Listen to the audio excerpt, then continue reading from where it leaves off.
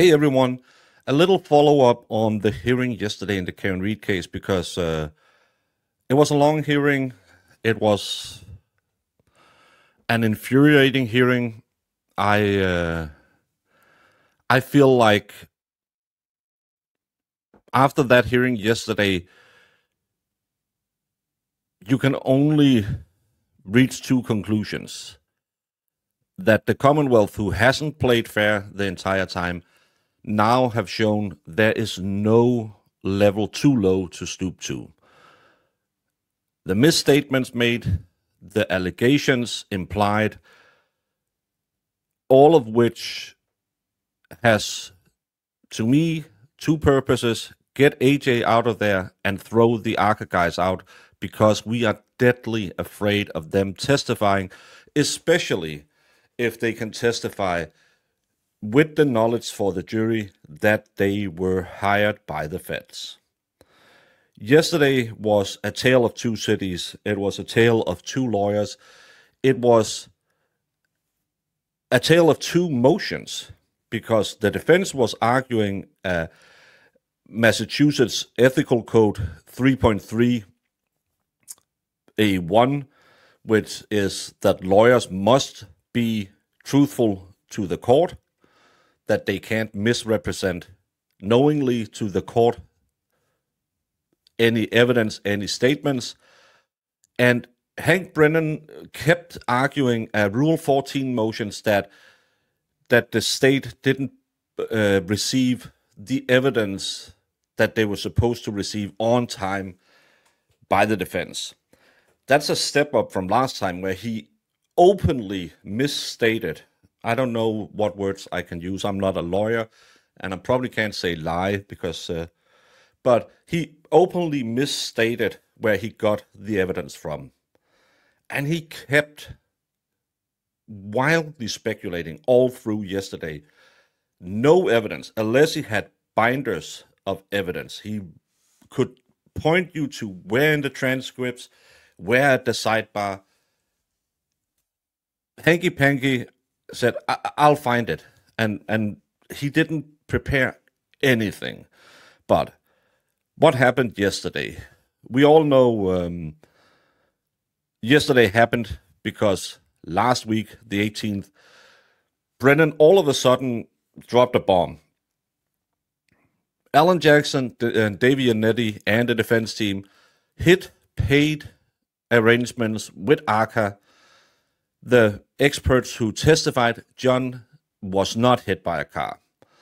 And he got an email with an invoice for $23,925, clearly showing they had a previously undisclosed relationship. That's when Judge Bev pumped the brakes and claimed there were grave concerns. There was grave concerns pertaining to the defense team and the defense counsel. I know there was wild speculation and everyone was up in arms because no one knew what happened, but that's why we don't speculate as much. We stick to the facts. Bev believed that there was a violation of the rules of professional conduct and that the defense had lied to the court. That's why she gave the defense the opportunity to put out their side of the story. And I think in a stroke of genius, they used Alessi. Alessi is a great technical guy. He might be not be as flowery as other lawyers. He might not tell stories, but he is facts guy. And you need that for a hearing of this state. He was a little too, you could feel it on Bev in the end. He was a little too placating of her and trying to keep on her good side. I think it worked really well in the end, in the beginning, but in the end, you could hear her.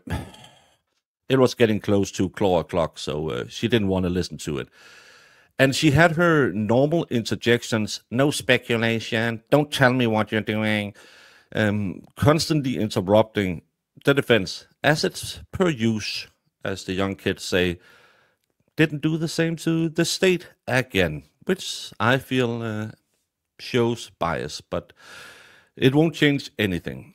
But what was Alessi's claims? No contact by the defense that hasn't been disclosed. There were no payments, there were no direct contact. They had access to the same papers from the U.S. Attorney's Office that the state had. Then, after the trial, in late July, roughly 3 weeks after the trial ended, ARCA sent a surprise bill for $24,000 to the defense.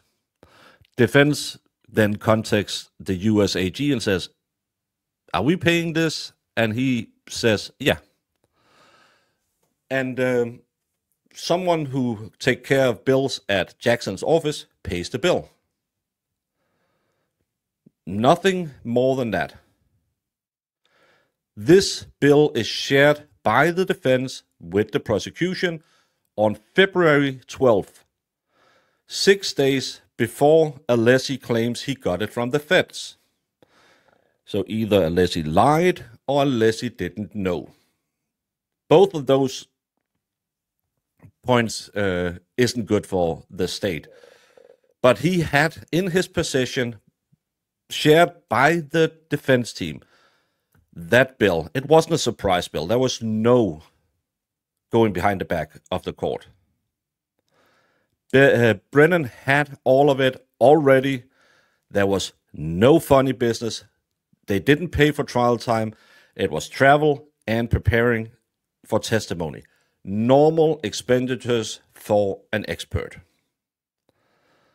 Brennan claims, well, I'm not buying it because there's a pattern of deceit in this trial.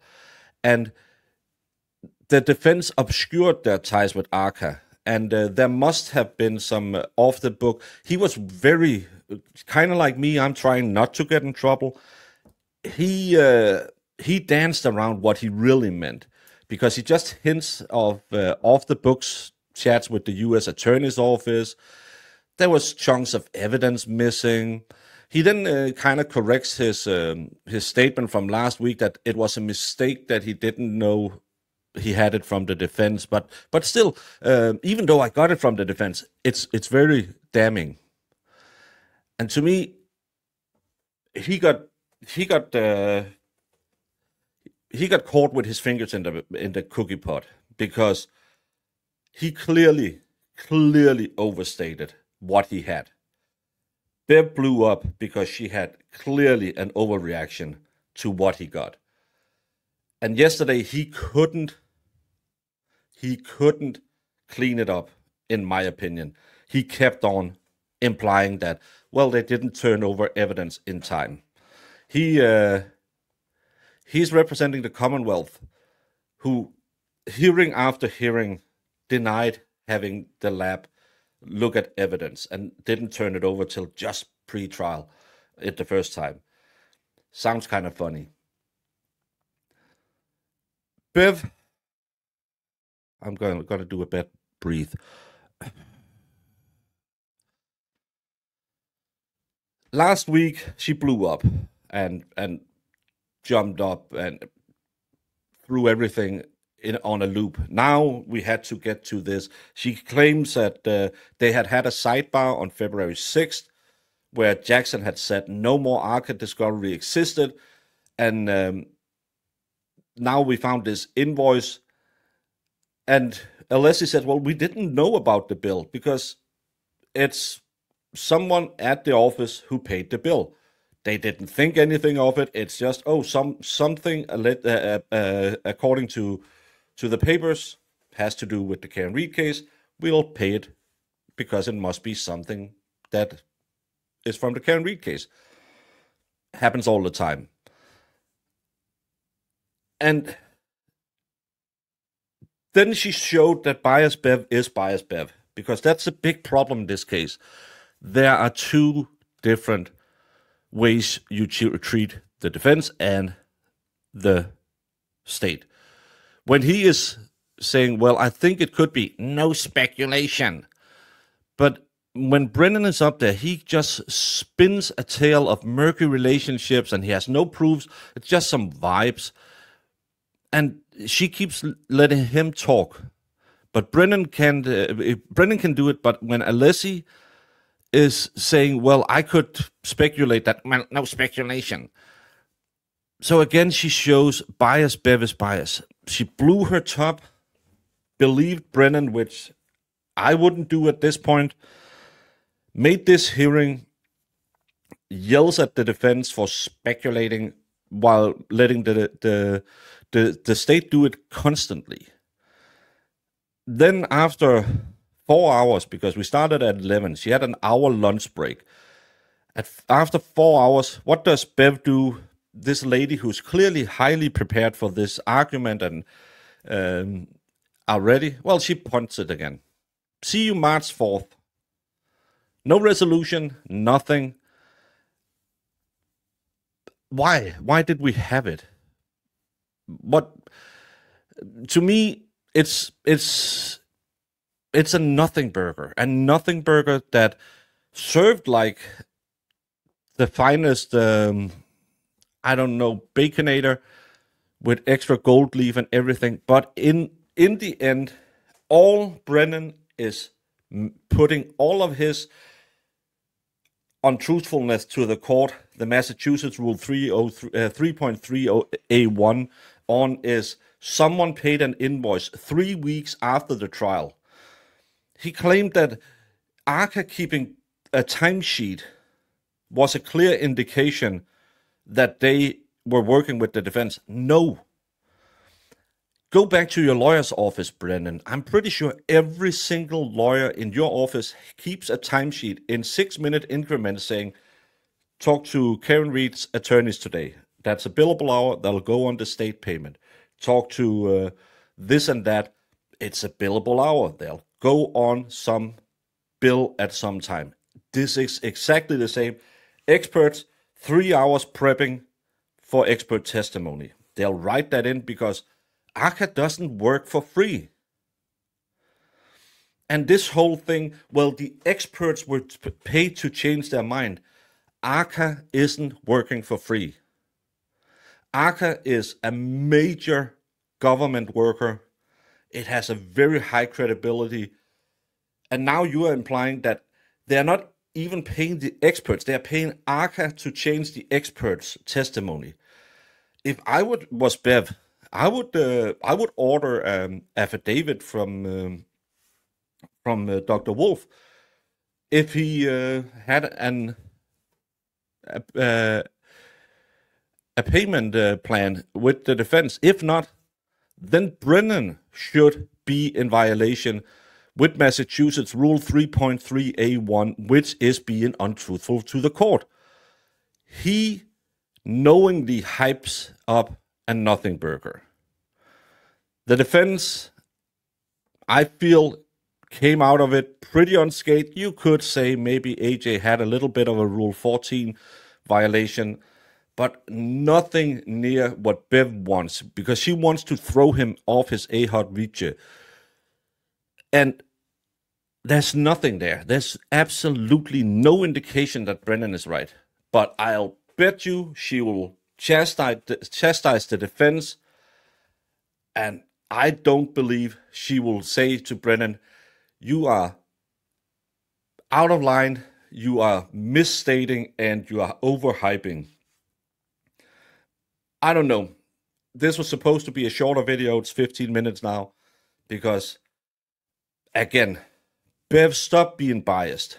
Brennan, stop misstating facts. And Alessi, great job bringing the effing binder. And you didn't have to stand like a little kid and slam it against the podium like Brennan did last week. And Brennan, you have a week. Go effing watch the first trial. You don't have to watch it on my channel. Go watch it on someone good. You will learn a lot because you clearly have no clue on what happened at the first trial. If I was paying taxes in Massachusetts, I would be crying at tax season.